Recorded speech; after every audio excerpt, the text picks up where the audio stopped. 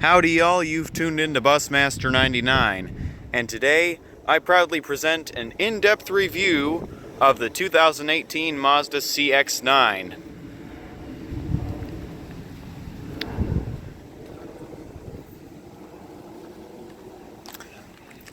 Does have all-wheel drive and Skyactiv technology.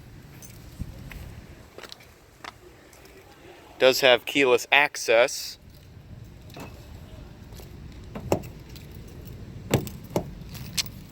After waiting a couple seconds, grab the door handle. Oh, never mind, this one is different from most systems. You actually press the same button to unlock it as you do to lock it. I'm not used to that. It's got LED interior illumination, push button ignition, push once to turn the accessory mode on, then again to turn the full ignition on.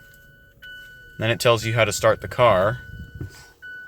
Press on the brake and the light turns green, letting you know it's ready to start. But one thing is, if you then take it out of park, the light turns orange again. However, I just started it in neutral. The light was not green, but it still started because you are still able to start in neutral, but we're going to put it back in park for safety. It does have a digital screen off to the right. Automatic climate control, which is working full blast as you can hear. It does have dual mode, so you can turn the sync off by pushing this. And pass just means passenger. AC on and off. Climate system off, heated seats, driver and passenger, as well as a heated steering wheel. It's got a smooth, leather-wrapped steering wheel. Does have automatic lights.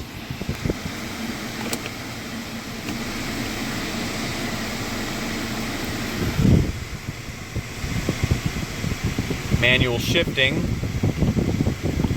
as well as a backup camera, but the guidance lines do not move when you move the steering wheel. So static guidance lines, back in park.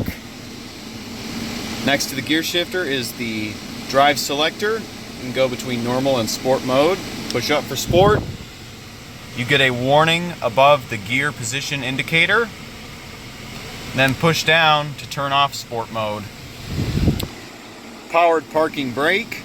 To use it, push the brake and push down to turn it off, and pull up to turn it on. You do have two warning lights, one on the switch and then another on the instrument cluster, as you can see.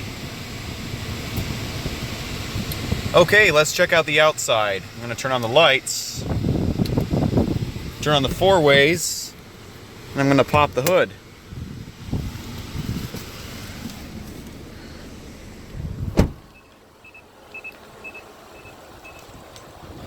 Does beep a few times to let you know that the key is not in the vehicle.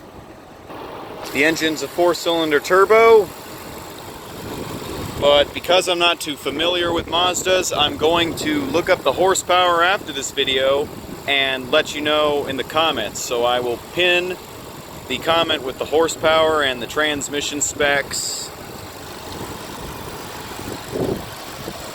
There's this module here. Coolant, a radiator, battery. Mission control information can be found right underneath the hood. Warning labels. It also does have full LED illumination in the front. LED fog lights down here.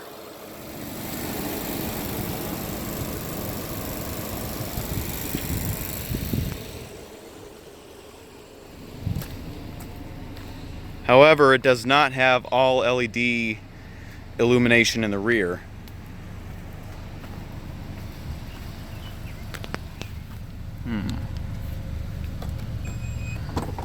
Power tailgate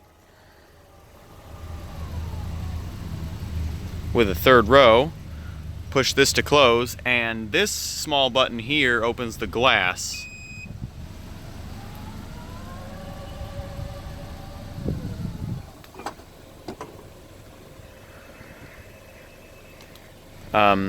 Actually, you know what? I take that back. This button actually locks and unlocks the car just like the two buttons in the front. Oops. I think only the driver's door is unlocked right now. It's got all 4 automatic windows. It's always nice to have. Excuse me for a second while I close the hood. Alright, now that that's closed, here's the fuel door release right next to the hood latch.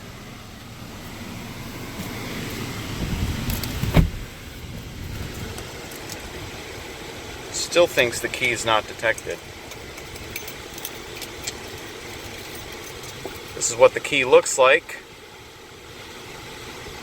Looks very similar to a Nissan key.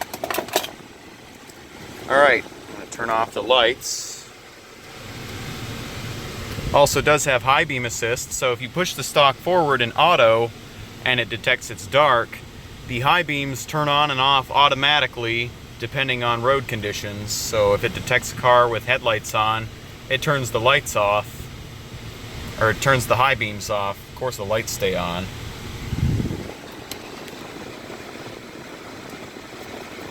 Car settings.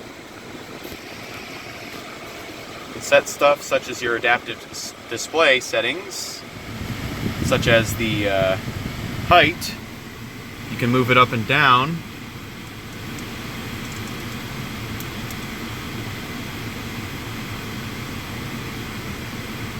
You can manually adjust the brightness if you so choose.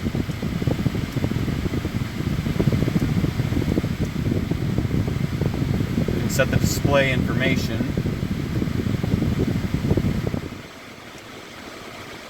Turn on and off the active driving display. Reset to factory settings.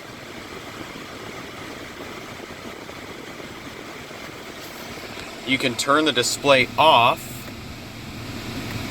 Then to turn it back on, just click the center control right there. You can also opt to still show the clock when you turn the display off. Kind of like a GPS, you can turn the system to day or night manually. Of course, that's too dark, so we're just going to leave it in auto.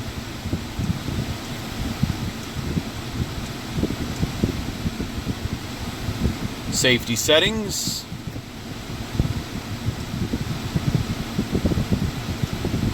You can turn the system on and off.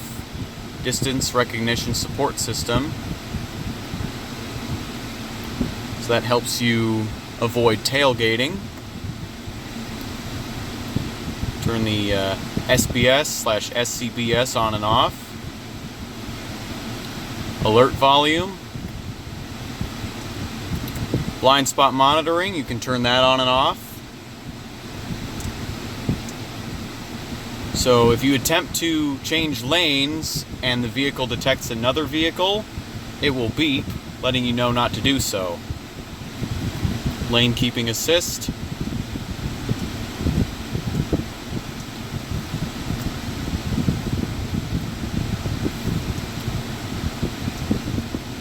As well as parking sensor indication, which by the way is turned on and off with this button here. You also do have lane keeping assist off, traction control system. And this button opens and closes the power tailgate.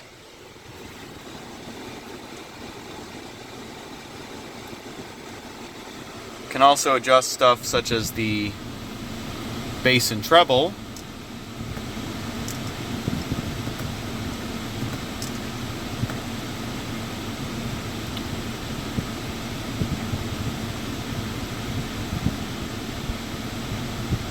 Clock settings, auto daylight savings time, vehicle settings. You also do have auto rain sensing wipers. You can configure how the doors will lock.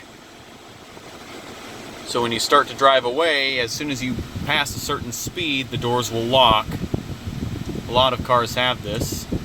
There's also the walk-away lock feature, so that if you forget to lock the car will lock for you. However, if you're parking in, say, your garage and you don't want it locked, you can uncheck this box. Triple turn signal volume, you can reset to factory settings. You can turn the ambient lighting brightness up or down. However, we are not able to see it right now because it's daytime. Interior light timeout. Auto high beams, which only work in the auto position.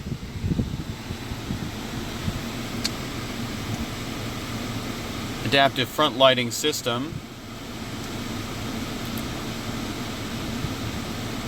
So this alert is when you leave the lights on and the engine's off and you open the door. Lets you know to turn it to auto or off. Lights off timer, so when you leave the lights on auto, that's how long the lights stay on for after you leave the vehicle. Automatic headlight sensitivity. The higher the sensitivity, the sooner the lights come on, and vice versa.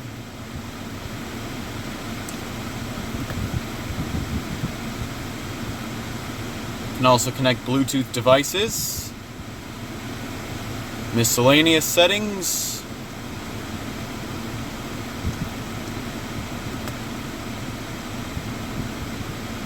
You can also learn about the update. Alright, that pretty much wraps up the vehicle settings. You also do have navigation, communication, entertainment, and applications. And by the way, this is a touch screen, but